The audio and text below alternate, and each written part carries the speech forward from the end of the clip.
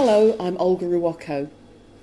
Bob Henrit, the second drummer in the Kinks, has a very impressive CV, having worked with Adam Faith and the Roulettes, Unit 4+2 and Argent among many others, before joining the Kinks in 1984. He is also a writer and a businessman. In the 70s, he opened London's most prestigious drum shop, Henrit's Drum Store. He also played a major role in the development of a complete acoustic drum kit which could be packed into 2 bags. Bob very kindly invited Jeff Lewis and me to his home just north of London to talk about his career. Well, just so you know, I grew up in a house in Waltham Cross with Cliff Richard next door to me, and I must have been past this particular house on my bike 1 million times, well, right, 100,000 times, and never knew it was here because it lays back, and we discovered it 10 years ago, and here we are. And it's got outbuildings, so if I'd discovered it 20 years ago, I probably would have turned it into a recording studio, but I don't care now. If the muse strikes, I go to Russ Ballard's or I go to John Verity's and I record. Anyway, right, hit me. Can we start by asking you how you first got into drumming? I went round to a friend of mine's house in 1950-something, and he had something behind his back, and it was a washboard. He said, "We're going to have a skiffle group, and you are the washboard player." And he produced this washboard, his mother's washboard, and I said, "Oh, okay." Went off and got some thimbles from Pearson's of Enfield, and then I became the washboard player. Now, the next step from being a washboard player is obviously a drummer, because it's a rhythm instrument.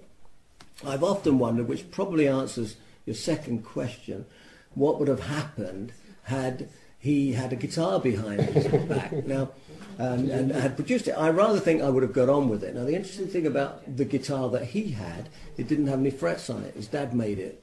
His dad was a really good carpenter, but not a good musician, so he didn't realise you had to have frets on it to make it work. Skiffle was a do-it-yourself music, and it was great fun, and you didn't have to be any good.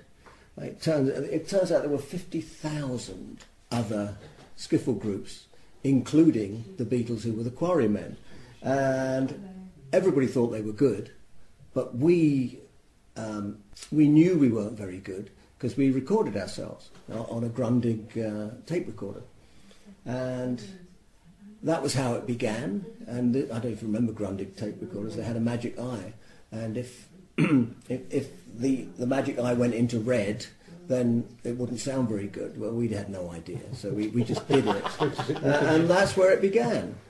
So we started out with the Roulettes skiffle group, believe it or don't, and we would play everywhere we could for 5 shillings, which is much as we could afford at the time.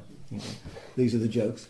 So, and that was all around this area, and that was at a time when there were a lot of youth clubs. Youth clubs weren't a nasty word in those days. They were a good word. That's where we went.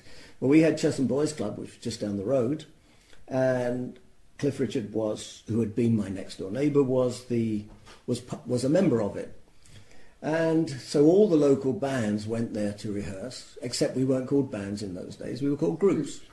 Bands were what you heard at the local pally, and we didn't want to be that. That was strict tempo. We didn't want to do that. We wanted to do Peggy Sue, and we wanted to do all of that clever stuff. So we started out murdering, we started murdering Lonnie Donegan songs, you know. I'm a gambling man, gambling man, a gambling man, a gambling man. I'm a gambling man, a gambling man, a gambling man, a gambling man. Why, she took me in a parlor and she called me with the fan. She said, "Oh, mother, I'm in love with a gambling man. He's a gambling man, he's a gambling man." Oh, and that's where we began. And things got better.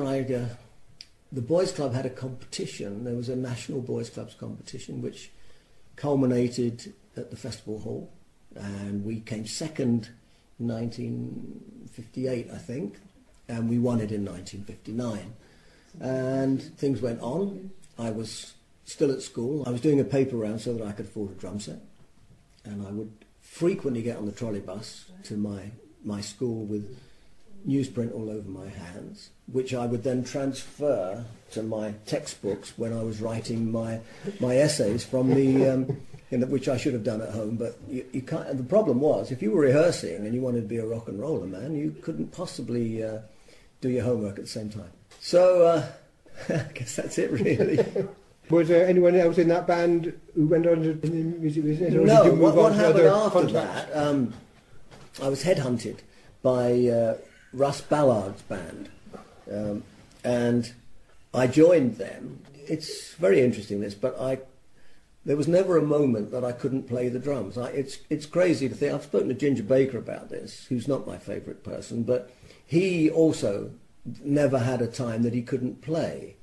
And I was really good at it from the word go. I mean, obviously I had things to learn, but that's where I began, and I was okay at it. So I was headhunted by Russ Ballard's band and joined, I think, 1958, 59.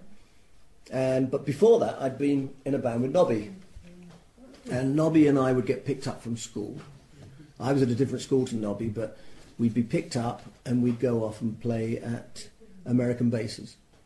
Neither of us were old enough to be in these places, and we'd go into these clubs which were absolutely black, and we could never work out why they were black, and you couldn't see anything in them. And then, as your eyes accustomed to it, you could see all this stuff going on in corners. People were, I guess, fraternising is the word, and that was our first introduction to it. And Nobby and I had our first hamburger. This is the 50s, Nobody knew anything about hamburgers, never mind 7-Up or Coca-Cola or Pepsi-Cola or whatever it was. So that was our first exposure to America. And then Nobby joined the Creation. No, he didn't. Whoever was the Creation or the Mark IV, whichever one was first. And we sort of drifted apart. I then, in the fullness of time, joined Adam Faith. Then a lot of people from our area found their way into the Roulettes. A guy called Brian Parker who was the chap who wrote Concrete and Clay, who'd been in a band called the Hunters. I played with the Hunters for my very first record at Fontana and took my drum kit there. And they said to me, there's a chap called Jack Baverstock, who ultimately became, once I was in the Roulettes, he was our A&R man. And he said, no, son, you can't bring that bass drum here. I said, why? It's part of what I'm playing. He said, no, we don't record bass drums here. Actually, we can't. So I said, but this is my part. Boom, cha, boom, boom, cha, cha, boom, cha, that sort of thing. And he said, oh, well, perhaps we'd better try and make it work. And that was my first record. And that was the Hunters. Anyway, this chap called Brian Parker then joined Adam Faith for a whole week. And the problem with joining Adam Faith is that the gig would happen. This was variety days, and then after the gig there would be a post-mortem, but the new guy wouldn't be in on the post-mortem. And Brian couldn't take this, so he resigned, fell on his sword after a week, and then Russ Ballard joined. So then that was the beginning of the Roulettes, which became a sort of a rock and roll band. And we were never spotty adolescents from the same area as such, because we were auditioned and we all passed the test.